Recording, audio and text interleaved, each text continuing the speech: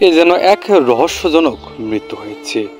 সুপারি চুরি করতে এসে সুপারি চুরি করে গাছ থেকে নামার সময় গাছ ভেঙে পড়ে গিয়ে মৃত্যু হয়েছে এক বৃদ্ধর।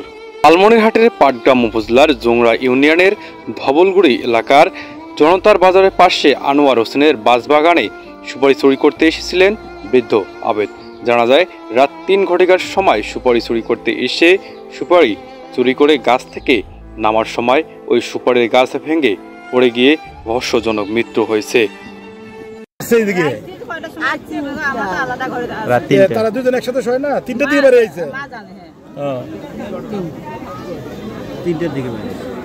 গতকাল রবিবার সকালে এক কৃষক ভুট্টা খেতে ভুট্টা ছিঁড়তে গিয়ে দেখেন তার এই রহস্যজনক মৃত্যুর ঘটনা।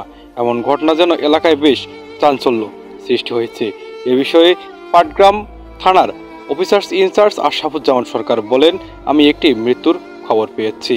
এমন ঘটনায় আমার থানার টিম চলে গিয়েছে, সেখানে সঠিক তদন্ত করে আইনানুগ ব্যবস্থা গ্রহণ করা হবে। নিউজ প্রতিভা, লালমনিরহাট।